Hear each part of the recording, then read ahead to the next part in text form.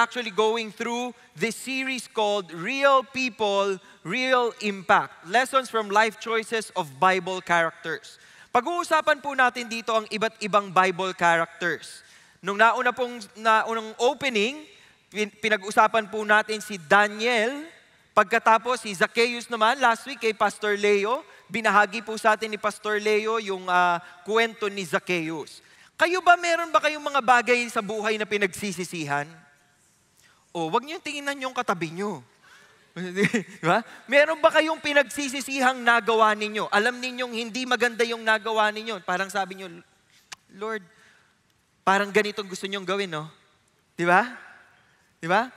Ano to nung 90s may kanta, If only I could turn back time. Diba? Pero yung Tagalog version nun, kung maibabalik ko lang. Diba? Kung pwede ko lang ibalik, no? Yung lahat ng mga pag-isipan nyo po ngayon, yung mga pinagagawa nating kalokohan. Diba? Tapos yung isipin nyo, kung makakabalik lang ako sa time na yun, hindi ko yun gagawin. Kung makakabalik lang ako doon, ayoko yan, nakakahiya. Diba? Marami ho sa atin dito may mga pinagsisisihan. Taas kamay ng may mga pinagsisihan. Naghahanap ako ng walang pinagsisisihan Yung mga bata, wala pang pinagsisisihan. Hindi pa nila alam kung anong ibig sabihin ng pagsisisi. Yan po pag-uusapan natin. Ano bang ginagawa natin kapag tayo ay nakagawa ng pagkakamali? Sino po sa inyo nagkamali na sa buhay? Taas kamay. Dami rin Ano ho ang ginagawa natin pag tayo ay nakagawa ng pagkakamali? Si Adan at saka si Eva po, anong ginawa? Nagtago. Di ba? Adam and Eve, the man and his wife, hid themselves from the presence of the Lord God. Nagtago sila nung nagawa nila yung kasalanan na yun. Kinain nila yung prutas na sinabi ng Panginoon, huwag niyong kakainin. Lahat ng puno dito, pwede niyo kainin lahat ng prutas, huwag lang ito. E naniwala sila sa ahas. Kayo ba naniniwala kayo sa ahas? Pakitingnan ng katabi. Tao yan, hindi yan ahas. Nagtago sila sa presensya ng Panginoon. Hinanap sila, where are you? Ang sagot nila, I heard the sound of you in the garden and I was afraid because I was naked so I hid myself. Nagtago sila sa Panginoon. Pero hindi ka makakapagtago kay God. Akala mo yung ginawa mong mali, matatago mo? Pwedeng hindi alam ng magulang, pwedeng hindi alam ng asawa, pwedeng hindi alam ng mga anak, pero kitang-kita ka ni Lord. Sabihin mo sa katabi nyo, nakita ni Lord yan. Diba? Nakita ni Lord yan. So kung meron po tayong nagawang pagkakamali, isang bagay lang ang dapat nating gawin. Ang title po ng ating service ngayon ay Go Back to God. Pakisabi sa katabi, Go Back to God. Oo, go back. Yung iba ang sabi sa katabi, go to sleep. Parang patulog na no? Go back to God. Balik kaagad sa Panginoon. Huwag na tayong manatili sa ilalim, wag na tayong manatili sa kasalanan. Balik agad tayo kay Lord. Pag-uusapan natin ang kahalagahan ng repentance. Tatlong bagay. What is fake repentance? What is true repentance? At yung road to real repentance. At dito sa series na to, ang pinag-uusapan natin ay mga Bible characters. So ang karakter na bibida sa atin, sa ating service ngayon ay dalawang karakter na mayroong iisang pangalan. Same name, same struggles, but different responses and different endings. Ito po si Judah at si Judas. Ang pangalan nila, pag tinranslate niyo po sa Hebrew, ay parehas lamang. Judah at Judas. Uunahin po nating pag-uusapan itong si Judas. Kilala po natin si Judas dahil pag sumasakay tayo ng jeep, nakikita natin yan sa mga placard ng jeep. Di ba? God knows who does not pay. Di ba? Si Judas ang una nating pag-uusapan. Judas Iscariot, ang sinasabi nila, ang ibig sabihin ng Iscariot, hindi ho yan ang apelido. Noong unang panahon po, wala pang apelido. Okay? Parang si Glock 9, wala siyang apelido. Noong unang panahon, wala pong apelido. So, ang kinakabit sa pangalan mo, either yung pangalan ng tatay mo, o kung tagasang ka, o sinong kalahi mo. Ang ibig sabihin po ng Iscariot, sabi ng mga dalubhasa, is Judas of Kerioth. Yun po ay isang lugar sa tribe ng Judah. Basahin niyo po ang Joshua, nasa Judges na pala ako. So nung Joshua po ang binabasa ko, nakita ko yung Kerioth. Isa yan sa mga na-conquer na lupain ng tribe of Judah. So kung si Judas po ay galing sa tribe of Judah, ay galing sa Kerioth na pagmamay-ari ng tribe of Judah, malamang si Judas ay isang miyembro ng tribe of Judah. Mahalaga pong maisip ninyo na si Judas ay taga-tribe of Judah. Dahil yun ang nagdudugtong sa mensahe natin ngayong hapong ito. Okay? So, Judas, ang ibig sabihin po niyan ay Judah. At ang ibig sabihin ng pangalang Judah ay praise or thanks. Kilalanin ho natin si Judas. Sa John 12:4-5, sabi po, but Judas Iscariot, one of his disciples. Si Judas po ay isang disciple ni Jesus Christ. Okay? Ibig sabihin, pag sinabi mong disciple siya ni Jesus, ano hong nakita niya? Nakita ho niyang nagpagaling ng may sakit si Jesus. Nakita ho niya si Jesus na nagpakain ng 5,000. Nakita ho niya si Jesus na nagparami ng tinapay at isda. Nakita ho niya si Jesus na naglalakad sa tubig. Nakita ho niya si Jesus na tinawag si Lazarus. Nakalibing na. Tinawag pa. Nakita po niya lahat ng pagmi-minister, narinig niya lahat ng salita ng Panginoong Jesucristo. Isa siyang disciple. Pero kahit ganon, tingnan ninyo, he was intending to betray him. Nakikita niyo ba yun? Hindi porket linggo-linggo kang nagsisimba, loyal ka kay Kristo. Pakitignan po yung katabi niyo ulit. Oh, tingnan lang, wala namang sasabihin. Di ba? Bakit? Tingnan nyo ho, binigyan tayo ng clue ni John. Okay? Ito po nangyari nung merong nagbuhos ng mamahaling pabango sa paa ni Kristo. Ang sabi po ni Judas, why was this perfume not sold for 300 denarii? Bakit hindi na lamang ibinenta ang pabango at ibinigay sa mga mahihirap? Bakit hindi na lang natin binenta ito at ipamudmod sa mga mahihirap? Kala mo naman may concern siya sa mahihirap. Sabi ho ni John, he said this not because he was concerned about the poor. Wala talaga siyang pake sa mahihirap. But because he was a thief. No? Magnanakaw siya. As he had the money box, he used to pilfer what was put into it. Kumukupit paunti-unti si Judas. So yung kasalanan po ni Judas, hindi lamang siya nag-umpisa na traidor na siya kaagad. Maliit lang po yung kasalanan. Kumukupit pa kunti-kunti. Sa mga natuto pong kumupit, huwag niya kayong magtaas ng kamay. Di ba, pag kumukupit kayo ng mga barya-barya, later on, papel na pera na ang kinukupit ninyo. Bakit? Sin will take you farther than you ever wanted to stray. Cost you more than you ever dreamed that you would pay. Keep you longer than you ever thought you would stay. Pag tumikim tayo ng kasalanan, magdidire-diretso yan. At yun po ang nangyayari kay Judas. Sabi po ni A.W. Tozer, when men no longer fear God, they transgress His laws without hesitation. Susuwayin na nila ang utos ng Panginoon at hindi sila mag-aalinlangan. The fear of consequences is no deterrent when the fear of God is gone. Madali na lang tayong madapa, madali na lang tayong magkasala, madali na lang tayong magkakamali. Kung wala sa puso natin, wala sa buhay natin ang takot sa Panginoon. Pakitanong ang katabi mo, takot ka ba kay Lord? Huwag niyo, yung tanong na maayos po, hindi kayo nananakot na parang multo si Lord. Takot ka ba kay Lord? Takot ka ba kay Lord? May takot ba tayo sa Panginoon? Kasi kung may takot tayo sa Panginoon, hindi natin gagawin yung mga gagawin ni Judas. Nag-umpisa sa pakupit-kupit, eventually naging traidor. Diba? Parang naalala ko po yung kanta nung, rock song to. Alam niyo ba yung kantang to? Nagsimula sa patikim-tikim, pinilit kong gustuhin. Alam niyo ba yun? Bisyo'y nagsimulang lumalim. Kaya ngayon, ano sabi? Ang hirap tanggalin. Kabilin, bilin. Hindi ko nakakakantahin ng buo. Pero nakikita niyo yung kwento nun, nagtikim-tikim ka lang nung una eh. Nagdire-diretso na. Di ba? Ano ibig sabihin nito? Yung iba po sa atin, kunyari, sa relasyon, mag-boyfriend, sinabi sa Biblia, you do not commit sex before marriage.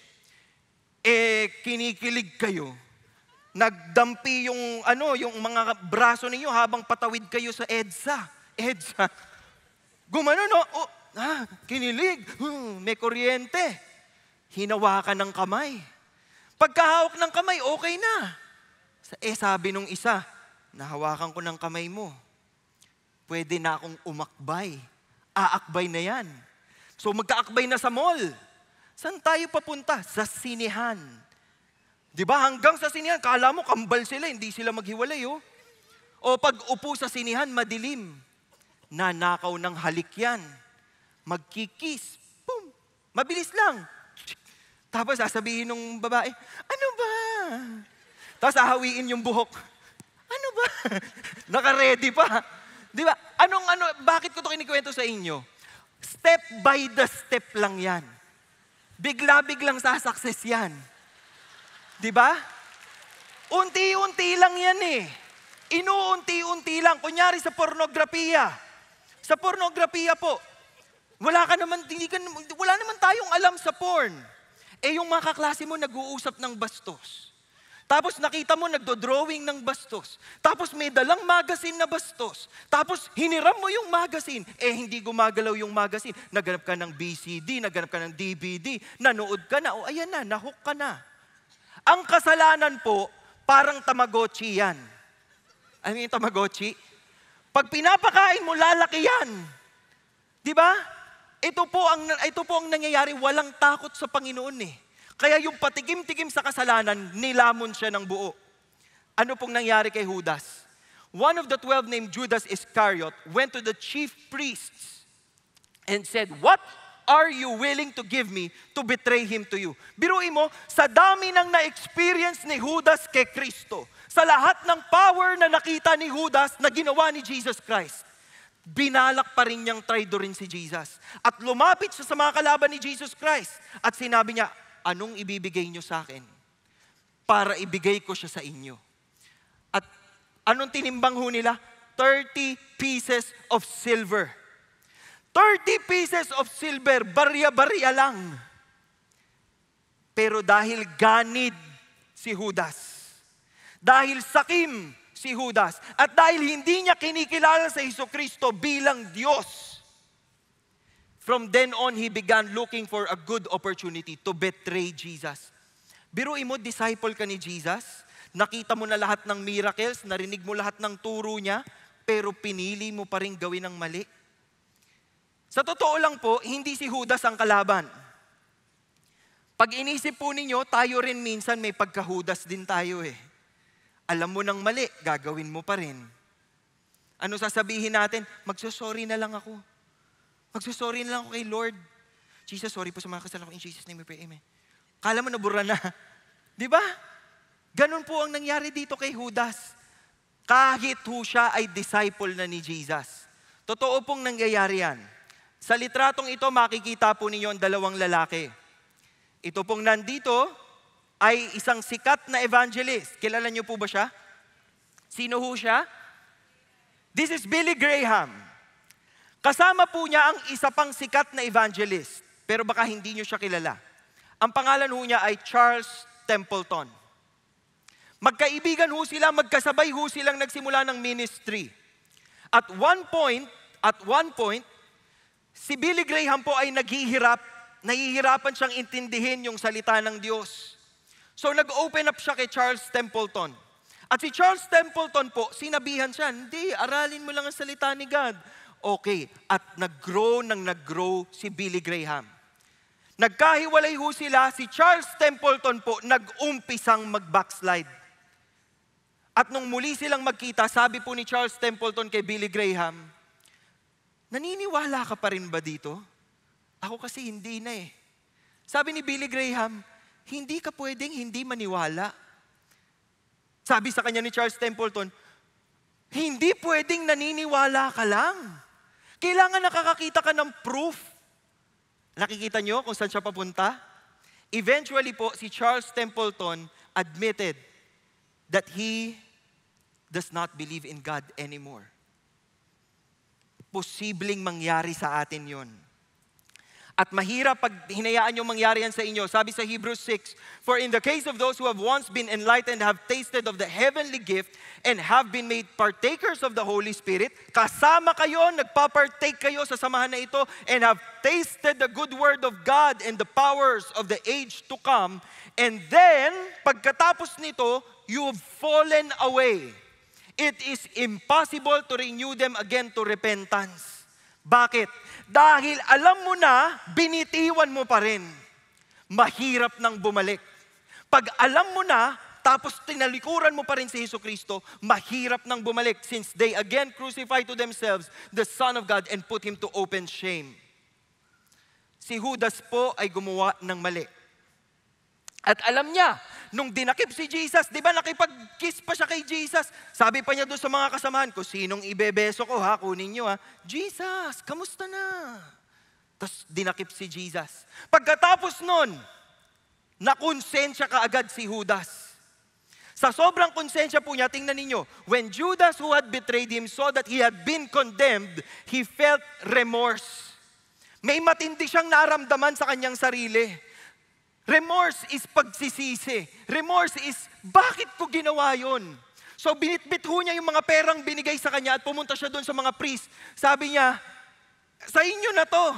Binabalik niya. Ano pong binabalik niya? Sabi niya, "I have sinned by betraying innocent blood." Inosente yan. Inosente yan. Kaibigan ko yan si Jesus Christ. Ito ng pera. Binabalik. Anong sabi sa kanya? "What is that to us? See to that yourself." Wala na kaming paki dyan. Wala naman na talaga silang paki. Alam niyo kung bakit? Nasa bingit na ng kamatayan si Jesus. Huhusgahan na siya nila Pilato. So wala na kaming paki dyan sa 30 pieces of silver. And he threw the pieces of silver into the temple sanctuary. Sa sobrang bigat ng nararamdaman ni Judas, binato niya yung 30 pieces of silver. Wala, hindi siya kumuha ni isa. Samantalang nung una, willing siyang gawin ng lahat kapalit ng 30 pieces of silver. At this point, he threw the coins, he threw the 30 pieces of silver to the temple court. And then, anong ginawa niya? Nagpatiwakal po siya. He went away and hanged himself. Gusto ko maging sensitibo sa part na ito. Dahil alam ko po na maraming nagsastruggle sa pagtatangkang kunin ang kanilang buhay. At maraming iba't ibang dahilan po yan. Malapit sa aking puso yan dahil 7 beses ko pong ginawa yan. Ayaw po nating sabihin na yung mga gumagawa nito ay kabarkada ni Judas. Yung mga gumagawa ho nito ay guilty. Ayaw po nating sabihin yun. May iba't ibang dahilan po ang mga gumagawa nito. Pero yung sa akin po, nung ginawa ko ito, ang akala ko wala na akong pag-asa. Ang akala ko, ubos na yung grasya ng Panginoon sa akin. Akala ko patapon na yung buhay ko. Nagulat na lang po ako, after ilang days, nagising ulit ako. Tapos nung bumalik na po yung memory ko, tsaka ako po naalala na sinubukan kong kunin, pinagtangkaan kong patayin ang aking sarili. Nung punto pong yun, nagdadasal ako, nakahiga ho ako sa kama ng ospital, umiiyak ako, sabi ko kay God, "God, bakit hindi mo pa ako kinuha? Bakit hindi mo pa ako kinuha?" Tapos pakiramdam ko sa puso ko, narinig ko ang Panginoon, at sabi niya sa akin, "Kasi hindi ako ang kukuha sa iyo. Yung kalaban ang kukuha sa iyo. Kaya hindi ka papatay. May pagkakataon ka pang magbago. May pagkakataon ka pang magbago." At yun ang hindi niyakap ni Judas. Tandaan nyo, si Pedro meron ding maling ginawa. Binigyan siya ng pagkakataon, nangingisda na lang siya, sinalubong siya ni Kristo, pinakain ng breakfast. Tinanong siya, "Peter, do you love me more than this?" 3 beses siyang tinanong. 3 beses niyang sinagot. At pagkatapos nun, naging maayos ang relasyon nila ni Jesucristo. May pagkakataon hanggat may buhay, may laban. Hanggat may laban, may pag-asa. Huwag tayong maniniwala sa kasinungalingan ng kalaban na dead end na yan, huli mo na yan, tapos ka na. Hanggat buhay ako, hindi ako susukuan ng Panginoon. Kaya wag na wag mo siyang susukuan. Sana hindi tayo maging katulad ni Judas. Ito si Judas, si Judas modern version. No? Bakit? Sabi ho ni Paul sa 2 Corinthians 7:10, "For the sorrow that is according to the will of God produces a repentance without regret." Yung magsisisi ka at lalapit ka sa Panginoon, yun ang mahalaga. Kasi meron hong ganun and it leads to salvation. Pero meron pong sorrow of the world that produces death. And that's what happened. That's what happened to Judas. He succumbed to the lies of the enemy. He succumbed to his guilt. Kadalasan po yung kaaway, babatuhan kayo ng mga kasinungalingan eh. Hindi ka natitino. Ano ba? Sino bang gino-joke mo? Kitang-kita kita kagabi, nagloko ka. Wala ka nang magiging pagbabago. Pag kayo naniwala kayo doon, dead end talaga kayo. Katulad ng pagka-dead end ni Judas. Tandaan po ninyo, repentance involves sorrow for the act of sin. Remorse is sorrow for its consequences. Kadalasan po tayo natatakot sa parusa. Hindi natin nakikita yung weight ng kasalanan, yung problema ng kasalanan. A repentant person is sorry he sinned. Sorry, Panginoon, nagkamali ako sa harap mo. And then he goes back to God. Lumalapit siyang pabalik sa Panginoon. Whereas a remorseful person is just sorry he got caught. Huwag daw kayo magsosorry kung di naman talaga kayo sorry. Naalala ko nung bata ako, araw-araw, Jesus, sorry po sa mga kasalanan ko. In Jesus' name we pray, amen. Tapos kinabukasan gagawa ka ulit ng kasalanan. Tapos sasabihin mo, Jesus, sorry po sa kasalanan. Parang ganun na sasabihin sa'yo ni Lord. Don't tell me you're sorry because you're not. You're only sorry because you got caught. Nahuli ka lang, kaya ka nagsosorry. Kailangan yung sorry natin real. Kaya tatanungin natin, what is true repentance? Ngayon titignan natin yung kakambal sa pangalan ni Judas.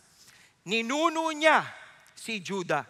Si Judah po ay ika-4 na anak ni Jacob sa unang babae. Sino yung una niyang asawa? Si Leah. Si Leah po ay ang unloved wife ni Jacob. Okay? Ang gusto talaga ni Jacob si Rachel. Kaya lang, dinaya siya. So ang napakasalan niya si Leah. Nanganak po si Leah ng 4. Sa ika-4 na anak niya, she praised the Lord. At yung praising ay thanking God. So pinangalan ho niya ay Judah o Yehuda. Si Judah po ay pinagpasalamat. 4 po ang naging anak ni Leah sa time na ito, si Reuben. Ang panganay si Reuben, pero wala na siyang honor, wala na siyang dangal. Bakit? Si Reuben po ay nakipagsiping doon sa concubine ng kanyang tatay. So wala na ho siya. Ang sumunod ho ay si Simeon at saka si Levi. Pero si Simeon at saka si Levi, pumatay po ng napakaraming tao sa Shechem. Wala na rin silang honor. So yung ika-4 na anak na si Judah, ang ngayoy tumatayong panganay. Ang ngayoy tumatayong marangal. Supposedly. Okay? Tingnan natin ang kwento. Madadaanan ho natin ang kwento ni Judah kay Joseph. Genesis 37, Joseph when 17 years of age was pasturing the flock with his brothers while he was still a youth, along with the sons of Bilhah and the sons of Zilpah, his father's wives. And Joseph brought back a bad report. Sumbongero. Pakitingnan kong katabi ko, sumbongero. Sumbongero ka ba? Yung mga sumbongero pong kapatid, ayaw natin yan, di ba? Nagsusumbong. Ayaw na. Nasisisi dito yung isa. Sumbongero. Sabi dito, now Israel, Jacob, loved Joseph more than all his sons. Ito po ang pinakamali eh. Mali talaga na magkaroon ng favorite. Kaya ho, very imperfect ang family na ito. Kung magulang na ho kayo, kasi kami ho ng asawa ko ay wala pang anak, kung magulang na ho kayo, dapat wala ho kayong favoritism. Hindi ho kayo pwedeng magkaroon ng favorite. Dapat pantay-pantay ang tingin sa kanila. Okay? Ano pong nangyari? Dahil meron siyang favorite, he loved Joseph more than his sons, ginawan ho niya pa ng sarili niyang coat, yung rainbow-colored coat, vari-colored tunic. So galit ang mga kapatid ni Joseph sa kanya. His brothers saw that their father loved him more than all his brothers, and so they hated him. Ayaw nga nilang makipag-usap sa kanya. Then Joseph had a dream, and when he told it to his brothers, they hated him even more. Kasi ang panaginip ni Joseph, sasambahin siya ng mga kapatid niya. Isipin po niyo yun, epal ka na nga. Tingin na nga sa'yo ng mga kapatid mo, epal ka. Tapos magkikwento, na alam niyo ba na panaginipan ko, yuyuko kayong lahat sa akin?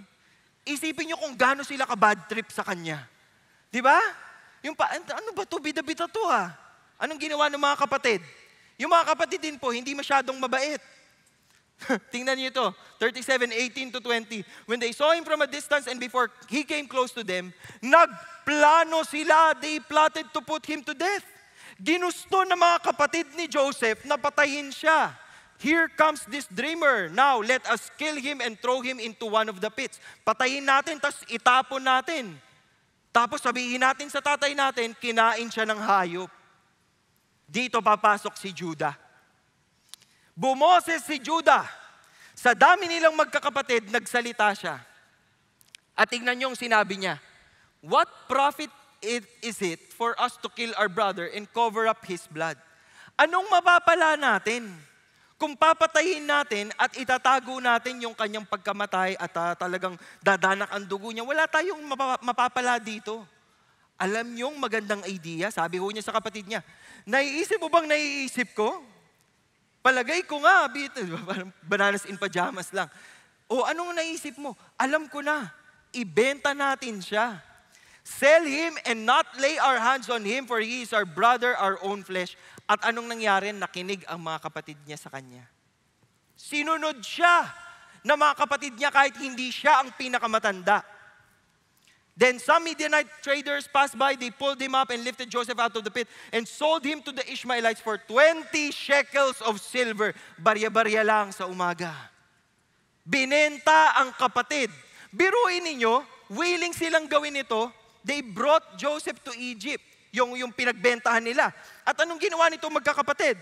Kinuha nila yung tunic or yung coat ni Joseph, pumatay sila ng male goat, nilublob nila yung damit ni Joseph doon sa dugo ng kambing, and they sent the vari-colored tunic and brought it to their father and said, tingnan niyo itong mga magkakapatid na to, halangang bituka.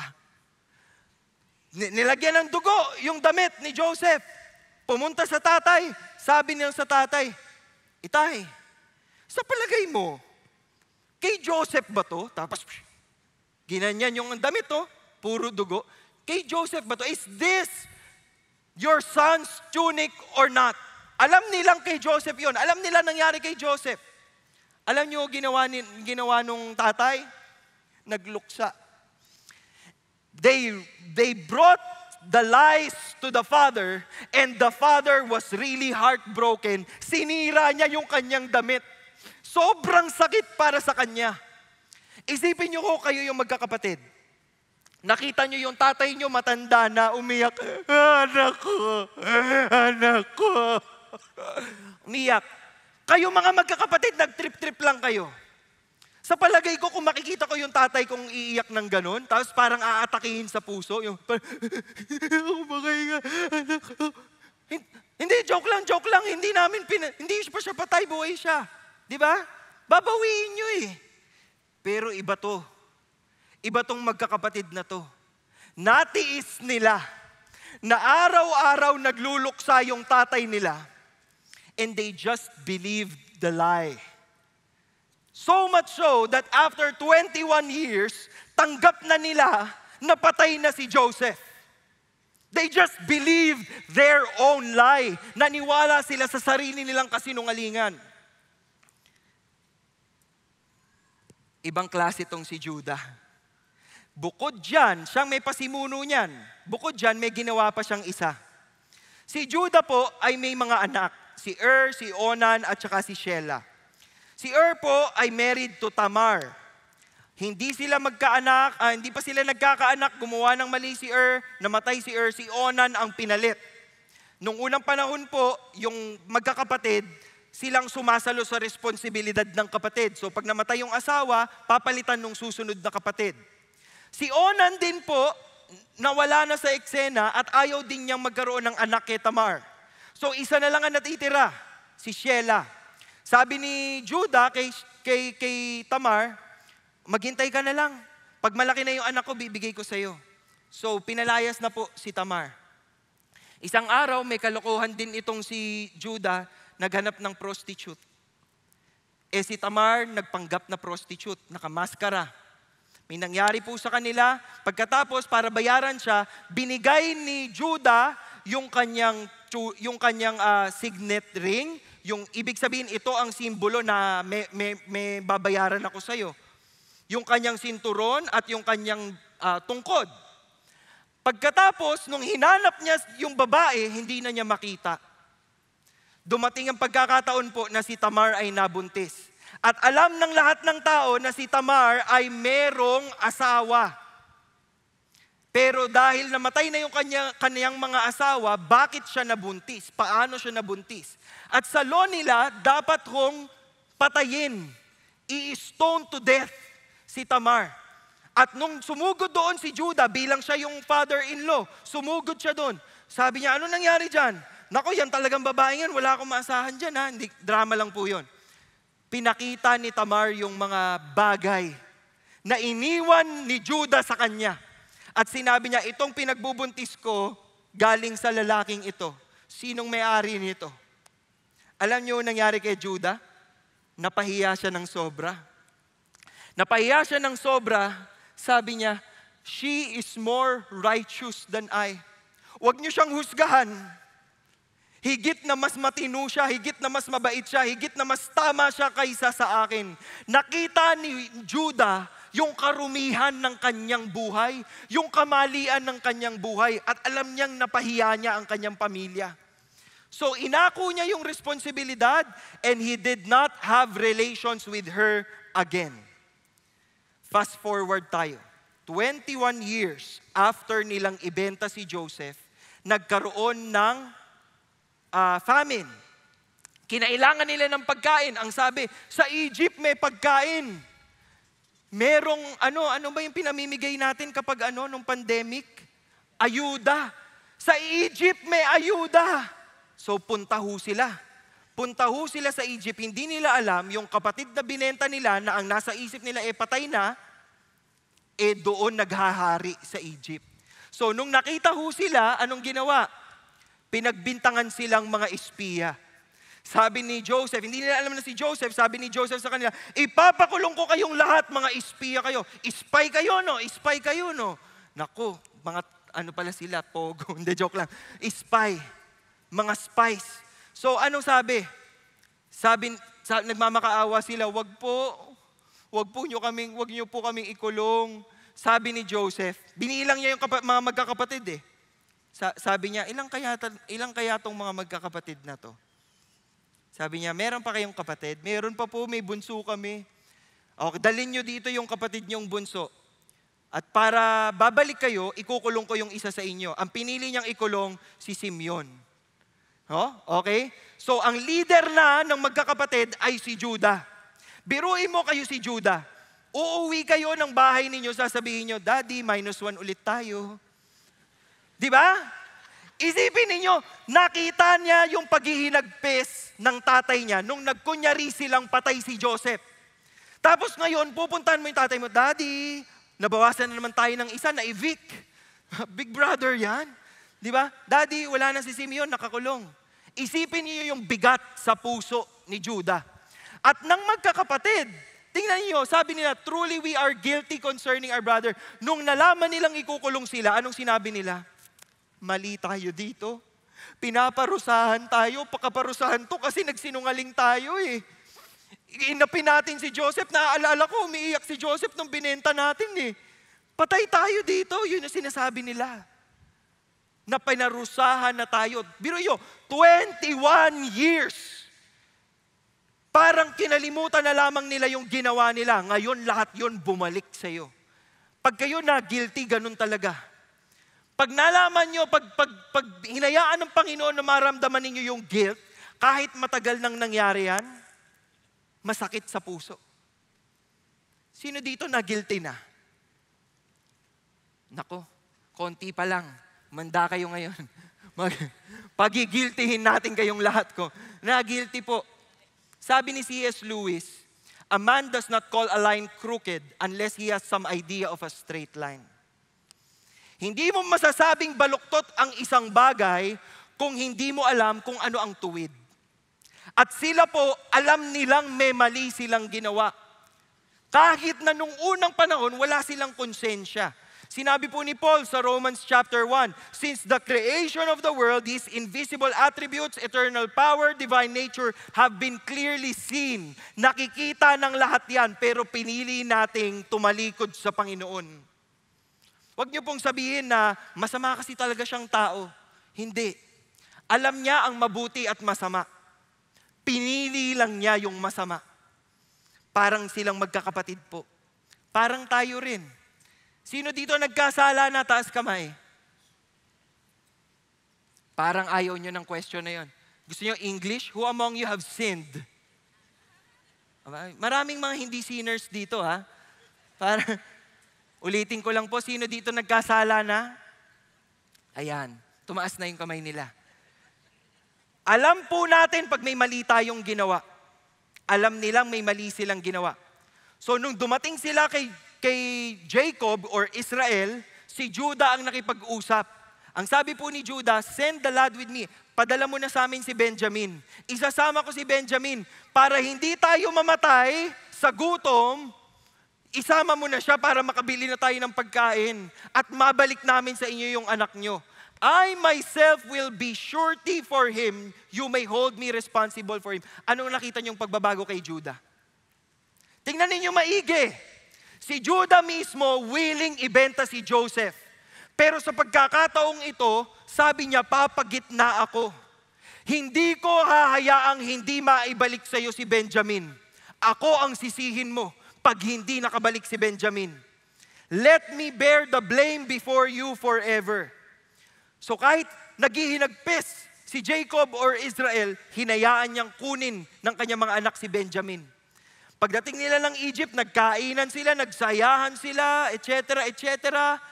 Anong ginawa ni Joseph? Nilagay ni Joseph ang kupita doon sa sako ni Benjamin. Tapos nung pauwi na sila, pinahabol niya. Pinahabol niya sa mga sundalo niya. Sabi, may magnanakaw sa inyo. Ayaw natin sa magnanakaw. Ayan, ano nangyari? Pagbukas, naandun ang kupita sa sako ni Benjamin.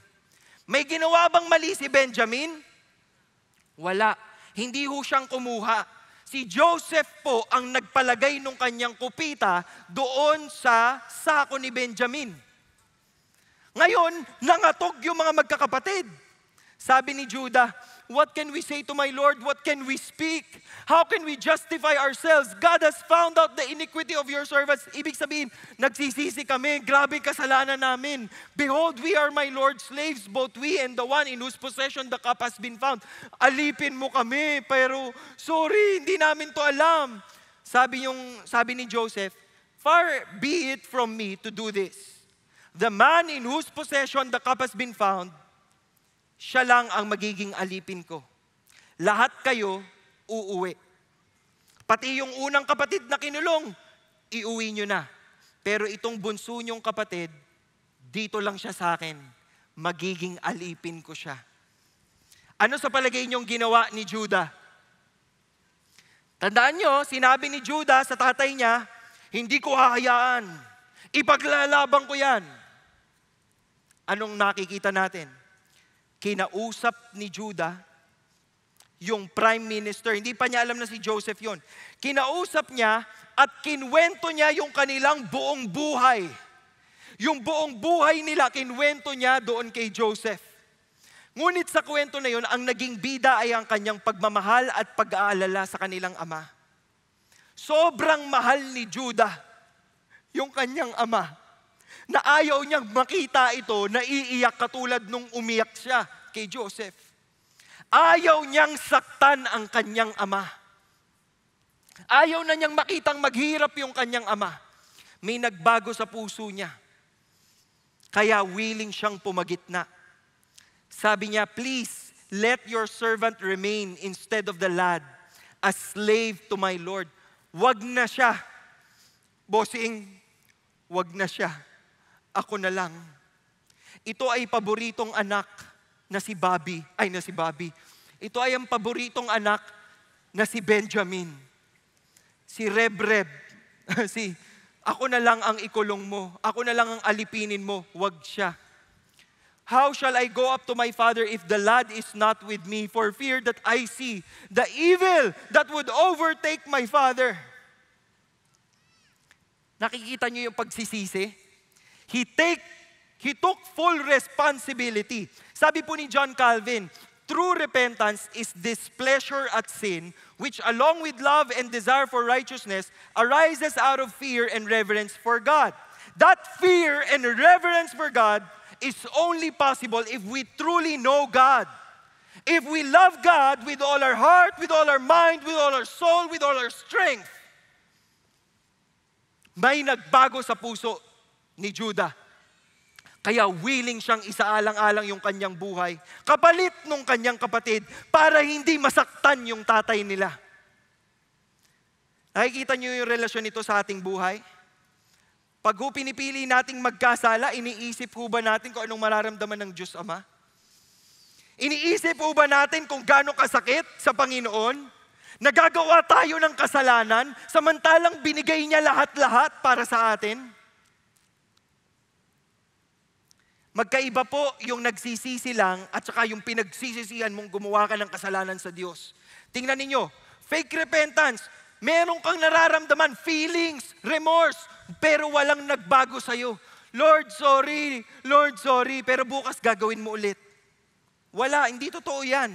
Regret with no return. Hindi ka na kasi makakabalik. Gives up and doesn't see God. Wala, lumalayo ka lalo kay Lord. Nilalayo mo yung sarili mo kasi nahihiya ka. Alam mong mali yung ginawa mo. That leads to death. Hindi ho yun true repentance. Dahil ang true repentance po, a change of heart leading to a change of behavior. May nagbago sa puso mo, may nagbago sa isip mo, magbabago ang buhay mo dahil tunay kang nagsisisi. You return to God. Bumabalik ka sa Panginoon, hindi ka tumatakbo palayo. Huwag kang lalayo kay Lord. Takbo ka pabalik sa Kanya. It doesn't give up because of God. Si God mismo ang magbibigay ng gana sa iyo and it leads to life. Alam niyo pong nangyari kay Judah? Nung mamamatay na po ang kanilang tatay, si Judah po ang binigyan ng blessing. Ang sabi, your hand shall be on the neck of your enemies. Your father's son shall bow to you. The scepter shall not depart from Judah. Ang ibig sabihin po niyan, lagi kang maghahari. Lagi kang maghahari. And to him shall be the obedience of the peoples. Susundin ka ng mga tao. Si Judah po at ang tribe of Judah led the procession going out of Mount Sinai. Sila po ang laging una sa pila. Si Caleb from the tribe of Judah claimed Hebron. At yung Hebron po ay tahanan ng mga hari kung saan tumira at naging unang hari si Haring David. Tribe of Judah po siya. They always went up first in line of battle during conquests. At yung Davidic line, David and all the kings, which leads to Jesus, is from the tribe of Judah. Nakita niyo po ang pagbawi ng Panginoon sa kwento nila? Si Judah, loko-loko to nung bata eh. Pero tignan mo ngayon, yung honor. Sa lahi ni Judah lumabas ang tagapagligtas ng sanlibutan. Anong sinasabi sa atin noon? Hindi po katapusan ng ating buhay kung tayo'y nadapa. Dahil kung tayo'y pupunta kay Lord, magbabagong buhay, magbabagong direksyon, kaya niyang ibahin ang takbo ng kwento ng buhay natin. Bago natin pag-usapan ang huling punto, Mabilis na lamang ho ito. Pakikinggan natin ang kwento ng isang taong malapit po sa amin dahil sila po ang aming accountability partner.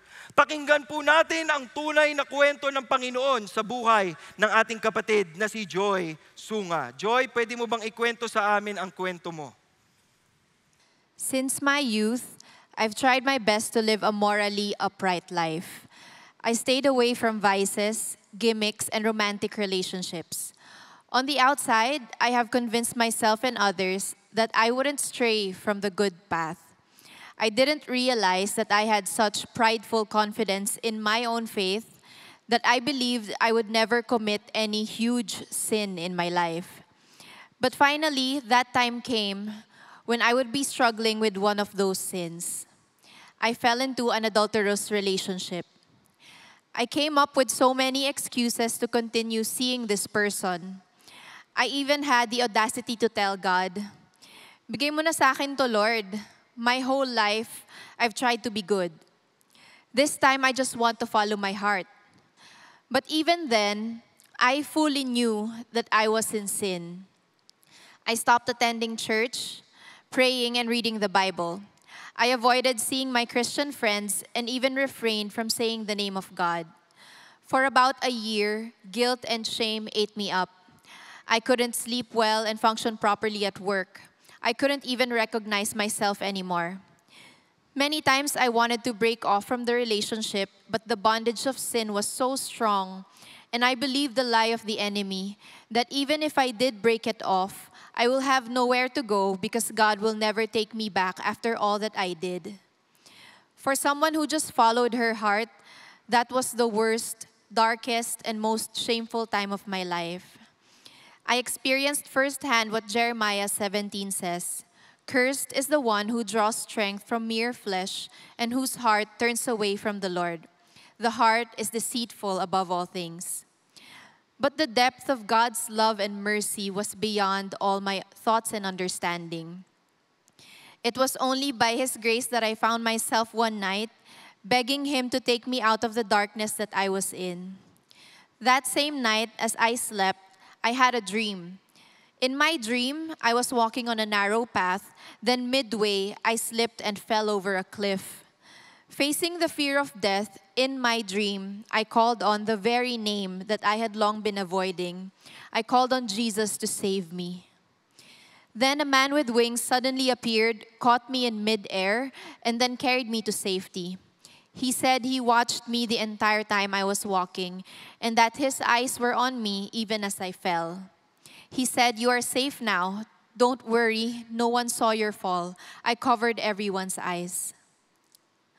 When I woke up, my pillow was already soaked in tears, and I bawled like a child. I then understood the gravity of my sin, and I felt so unworthy of saving. I couldn't understand how God would reach out to someone who willingly turned away from Him. I realized that even as I sinned, He never left my side. On my knees, all I could say was, "Please forgive me, Lord." It was not without struggle, but God gave me the courage to break off from that sinful relationship. Despite this, I still felt shameful and broken beyond repair, and believed the enemy's lies. I thought God would never allow me to get married nor have a family of my own, and that He would no longer use me for His kingdom because of my filthiness. I couldn't understand why, after asking for God's forgiveness, I still couldn't forgive myself. But God answered that question one Sunday when my mom invited me to CCF with her, and the Lord's Supper was being celebrated in service that day.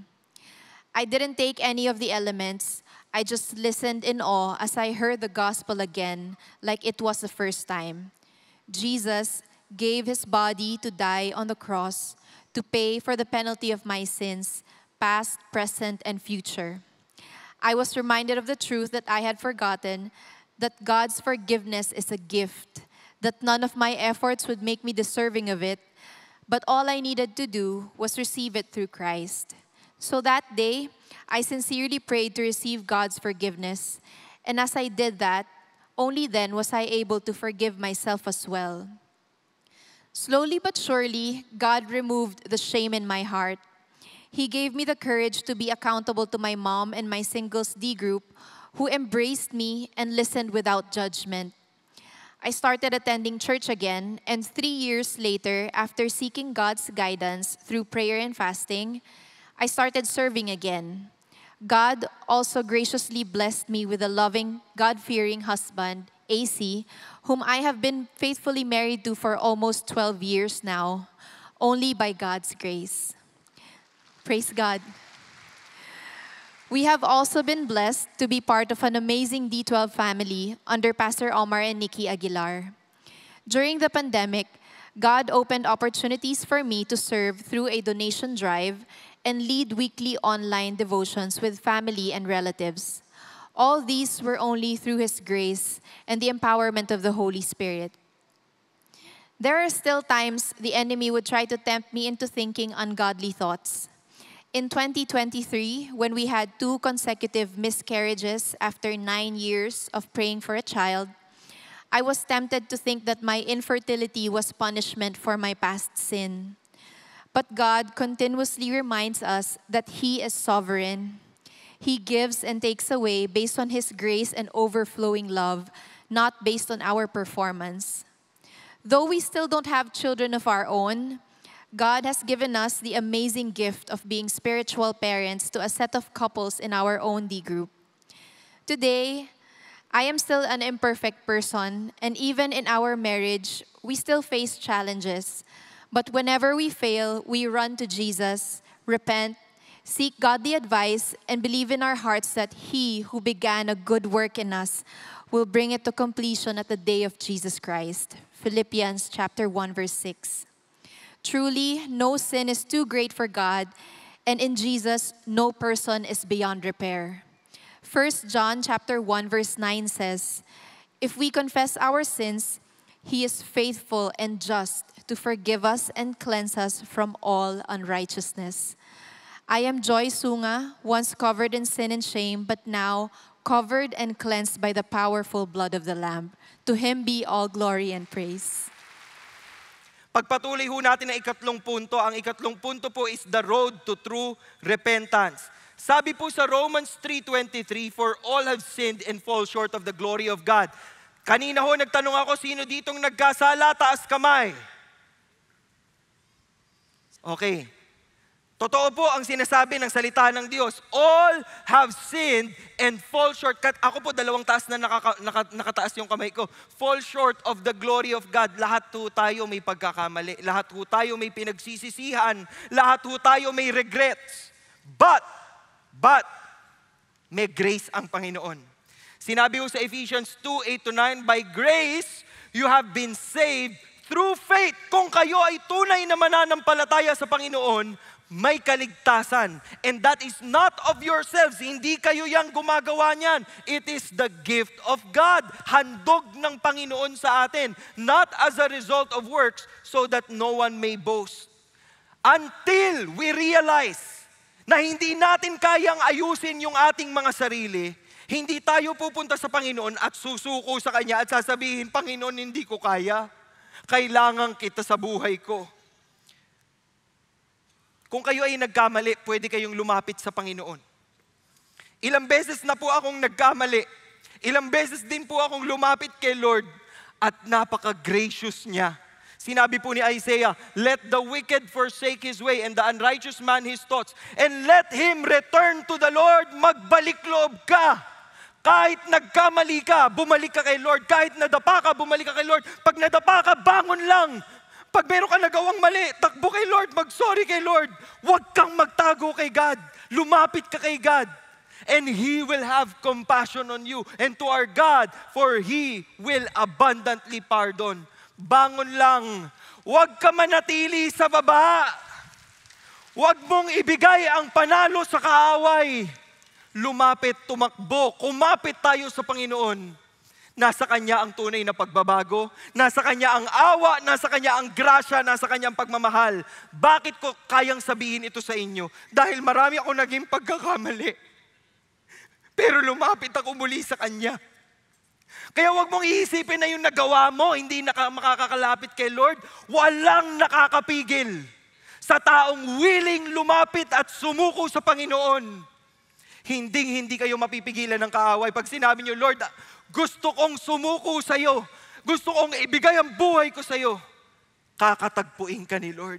At ipapakita sa iyo ni Lord ang kapangyarihan niya. Kaya niyang baguhin ang takbo ng kwento ng buhay natin. Bakit? Sinabi sa Hebrews, we do not have a high priest who cannot sympathize on our weaknesses, but one who has been tempted in all things as we are, and yet without sin. Alam niya yung paghihirap natin. Alam niya yung laban natin sa kasalanan. Therefore, let us draw near with confidence to the throne of grace. Lumapit tayo sa Kanya so that we may receive mercy and find grace to help in time of need. Ang daan para dito ay kay Kristo. Walang ibang daan. Si Kristo lang. John 14 verse 6 said, I am the way and the truth and the life. No one comes to the Father but through me. Walang ibang daan, kay Kristo lang. Ilang beses ho akong naligaw sa aking buhay, ilang beses ho akong nagkamali, ang daming ko pong ginawang mali. Hindi na nga ho dapat ako talaga binibigyan ng awa eh. Pero nung nag-reflect ho ako sa pagmamahal ng Panginoon, nung nag-reflect ho ako sa kayang gawin ng Panginoon sa buhay ko at sa buhay ng maraming tao, sumulat ho ako ng isang tula o spoken word na gusto kong ibahagi sa inyo. Pagpasensyahan nyo na po. Ire-ready ko lang yung papel kasi baka makalimutan ko. Naghanap ako ng maraming pag-ibig eh. Isang araw nakilala ko ang tamang pag-ibig sa tamang panahon. Malawak niyang binuka ang dipa ng kanyang mga braso. Yayakapin ako na parang ako'y aso, siya'y aking amo. Sa lawak ng pag-iitan ng kaliwa at kanan, sabi niya sa akin, akin ang lahat ng sakit, ako'y iyong pagbigyan. Bakit, kako? Mahal kita. Yan ang sagot ko. Ipinagtaka ko ang pag-ibig ng taong ito at tinanong ko, ikaw na ba ang tamang pag-ibig sa tamang panahon? Sabi niya, ako ang tamang pag-ibig sa habang panahon. Hindi mo man ako mahal, ay minahal na kita noon.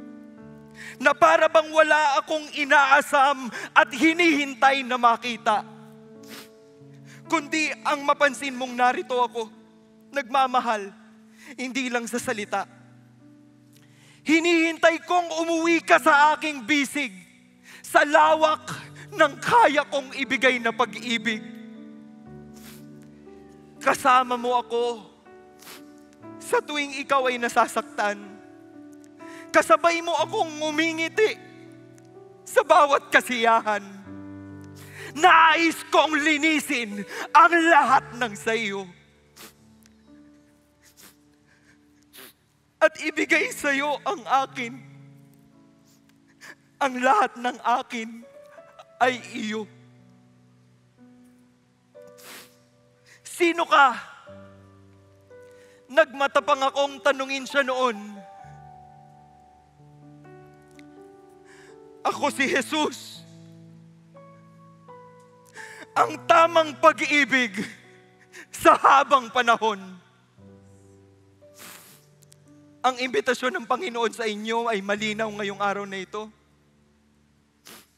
Malinaw pa sa sikat ng araw. Hindi ko alam kung anong kadiliman ang pinagdaraanan ninyo sa inyong buhay, pero nakabuka ang kanyang mga braso at handa niya kayong tanggapin. Handa niya kayong yapusin. Handa niya kayong yakapin. Ang grasya ng Panginoon ay makapangyarihan. Kayang magbago ng buhay na sinira ng kasalanan. Ang tanong, susuko ba tayo sa Kanya?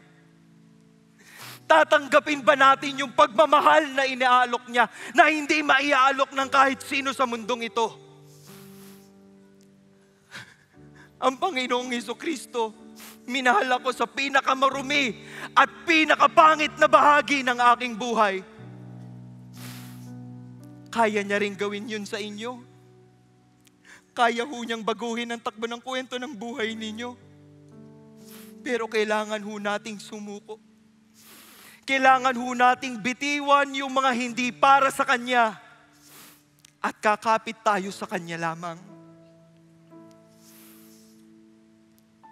Aanyayahan ko ho kayong lahat na pumikit at yumuko. At sa puntong ito, kung meron man po dito na kinakausap ng Panginoon ngayon at sinasabihan kayo ni Lord, ito na ang araw, isuko mo na. Ito na ang araw. Alam ko ang mga mali mong ginawa. Yan ang sinasabi ni Lord. Alam ko ang mga pagkakamali mo. Pero sa kabila ng lahat ng iyon ay mahal kita at inialay ko ang aking buhay para sa iyo. Kailangan nating sumuko, mga kapatid. So sa araw na ito, kung meron mang sinasabi sa iyo ang Panginoon, malamang pinapaalalahanan ka sa mga pagkakamaling tinatago mo, sa mga kasalanang hindi mo pa pinagsisihan, o sa hindi mo pagtawag sa Kanya bilang Diyos, Master, Lord, and Savior. Inibigyan kita ng pagkakataon ngayong araw na ito na gumawa ng napaka-importanteng desisyon. Ang desisyon na sumuko sa Panginoon natin at ating tagapagligtas. Panginoon, kung meron mang isa dito sa mga taong nakikinig ngayon na kinakausap mo at sinasabihan mo at iniimbitahan mo na buksan ang pintuan ng kanilang puso at tanggapin ka bilang Diyos at tagapagligtas, mangusap ka ngayon sa kanila, O Diyos. Kaya mong baguhin ang buhay nila. Ngayon, kung narinig mo ang tinig ng Diyos sa iyong puso, at alam mong ito na ang araw ng iyong pagsuko sa Kanya, maaari bang imbitahan kitang tumayo para mapagdasal kita? If you think today is the day that you will surrender to the grace and love of Jesus Christ, stand on your feet and receive the forgiveness of Jesus Christ. Hindi ko kayo pinipilit tumayo. Yung pagtayo nyong yan ay desisyong ginagawa nyo sa inyong puso't isip. Sinasabi nyo sa Panginoon, ayoko nang magkunwari. Magsiseryoso na ako sa iyo, Panginoon. Isusuko kong lahat ng ito. Isusuko kong lahat ng pagkakamali ko. At mabubuhay ako para sa iyo. Panginoon, alam mo ang mga puso ng mga taong tumayo ngayon. At dasal kong katagpuin mo sila ngayon. Kahit yung mga nanonood sa amin online. Kausapin mo sila, Lord. At ipaalala mo sa kanila na dahil dumanak ang iyong banal na dugo sa krus ng Kalbaryo, ang lahat ng aming mga kasalanan ay hinugasan mo na. Burado itong lahat. Kami ay pinatawad. Kami ay pinalaya. Kami ay pinalakas. Kami ay minamahal. Kami ay tinatanggap ng aming Panginoon, Diyos at tagapagligtas. Sa iyo ang buhay namin, O Diyos. Maraming salamat na pinagtagumpayan mo ang laban. Maraming salamat sa grasya. Maraming salamat sa pagmamahal. Salamat sa pagkakataong matawag ka, Jesus, bilang aming Diyos at tagapagligtas. We thank you in Jesus' name. Amen and amen.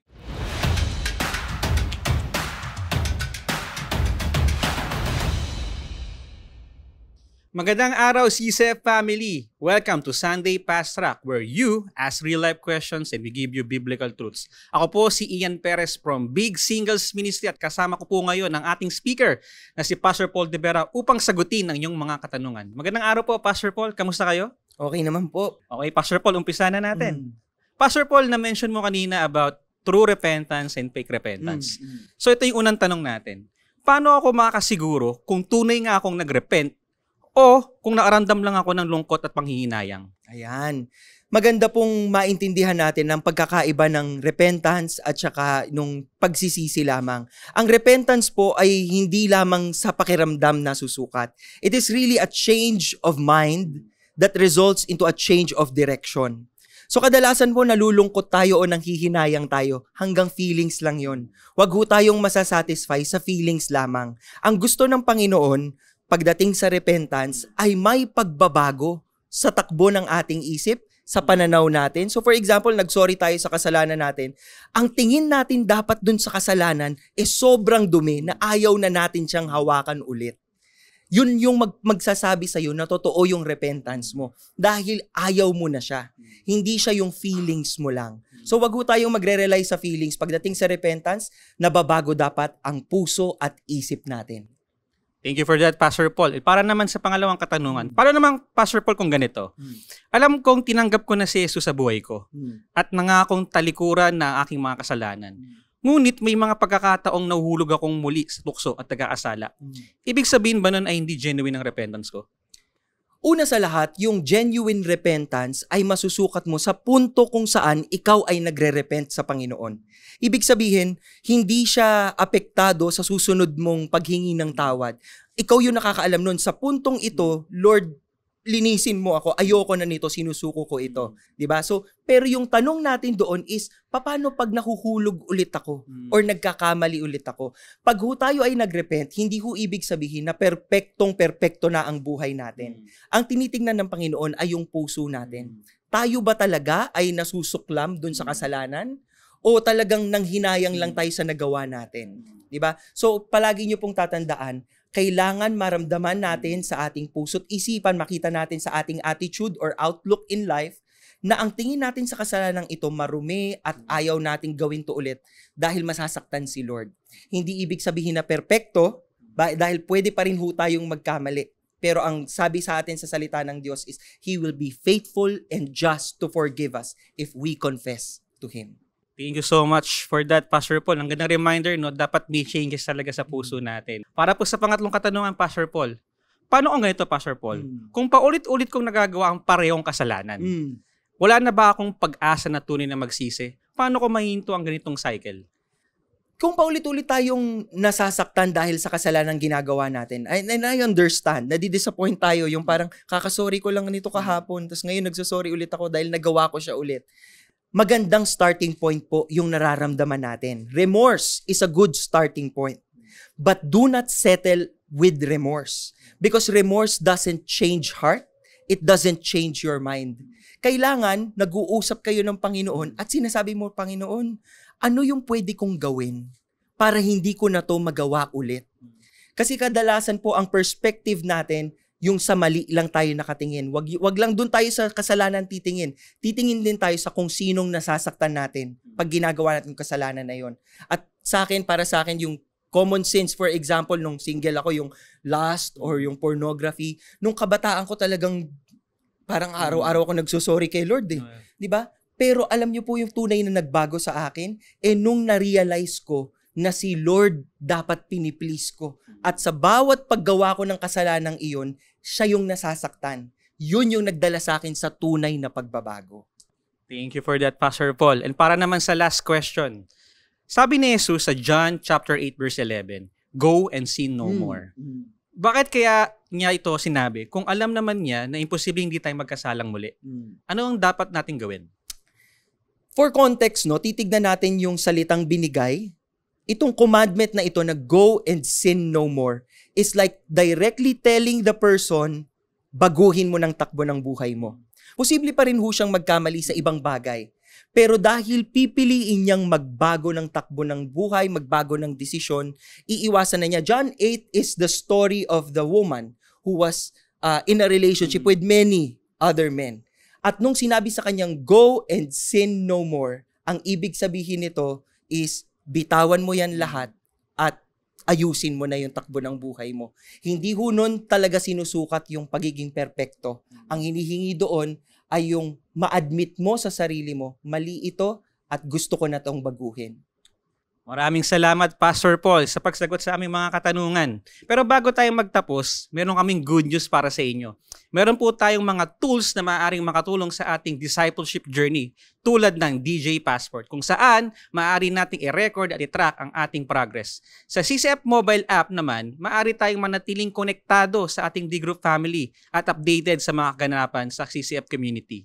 Halina't kuhanin na ang inyong DJ Passport sa GLC booth at i-download ang CCF mobile app mula sa Google Play o Apple Store.